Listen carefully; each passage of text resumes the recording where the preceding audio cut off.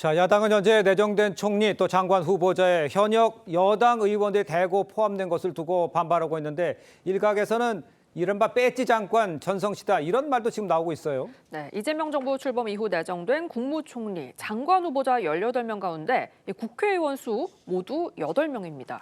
비율로만 44.4%로 역대 정부 통틀어 가장 높은 수준인 건데요.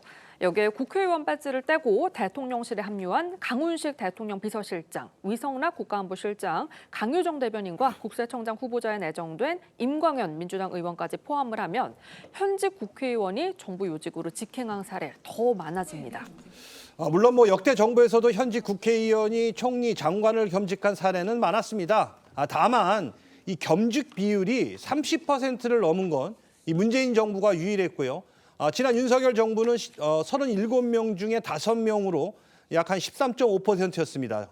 이를 두고 일각에서는 그만큼 이번 정부에서 인력난의 방증이다 이런 분석도 나오고 있고요. 또 실제 장관 후보 인선 과정에서 이 인사청문회에 대한 검증의 부담을 느껴서 고사하는 경우도 많았다 이렇게 또 전해지고 있습니다.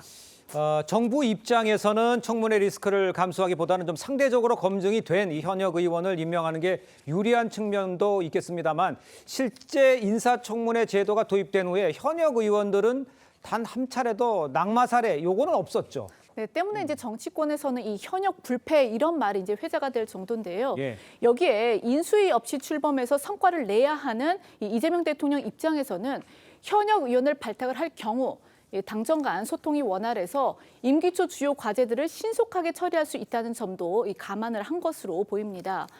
관련해 대통령실 관계자는요, 초기 내각에는 해야 할 일을 알아서 찾아 추진할 수 있는 의원들로 채우는 게 좋다라는 말도 했다는데 다만 내각에 이 여당 의원들이 다수 포진되는 그런 상황이 행정부 감시 기능을 약화시키고 또 이 수직적 당정 관계를 더 공고히 할 거다 이런 우려도 적지 않습니다.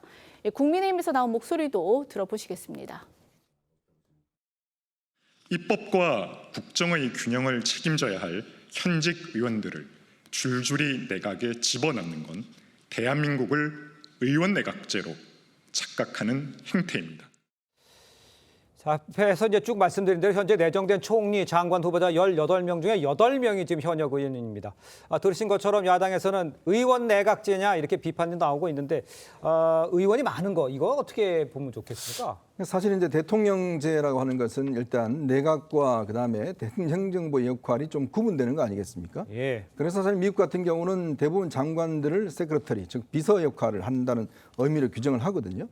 근데 보면 역대 정부 중에서 김대중 정부가 사실은 이 장관 현역 출신 장관들이 굉장히 많았습니다. 예. 왜냐하면 그때는 DJP의 공동정부였잖아요. 사실 DJP 공동정부는 내각제를 전제로 했던 정부였습니다. 네네. 자, 그러다 보니까 JP 쪽에 현역 의원들, DJ 쪽의 현역 의원들이 꽤 많이 들어가서 제가 알기로 한 10명 이상이 그때 장관으로 들어갔어요. 예. 근데 그 이후에는 보면 계속 이제 숫자가 줄어들었지 않습니까?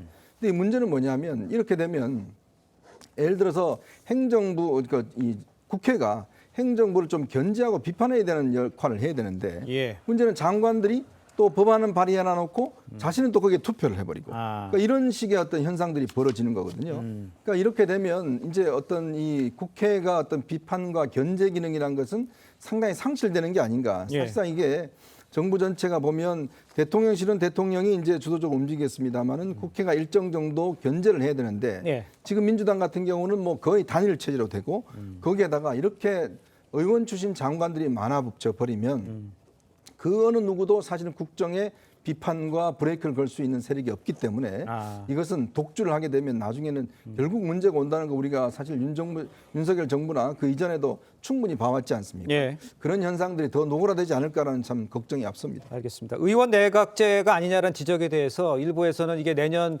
지방선거를 준비한 거 아니냐, 그다음에 농공행상하는 거 아니냐 이렇게 비판하는데 어떻게 답하시겠어요? 근데 뭐 농공행상이다 뭐 아니면은 어떤 특정한 목적을 가지고 특정 인사만 편향되게 썼다라고 보기에는 다양한 인사들을 쓰고 있고 뭐 네. 보수 진영의 인사까지도 쓰고 있는 상황이기 때문에 그렇게 보기는 어렵다라고 말씀을 드릴 수 있겠고요. 키워드는 두 가지라고 생각을 합니다. 합니다. 첫 번째는 안정감이겠죠. 인수위 없이 출범한 정부인데 산적한 과제들은 많습니다. 쉽게 말하면 24시간이 모자란 정부라는 뜻이죠. 이 상황 속에서 시행착오할 시간 없습니다. 청문회에서 후보자가 낙마해서 또 다른 사람을 검증하고 또다시 청문회를 하고 이럴 시간도 사실은 없습니다.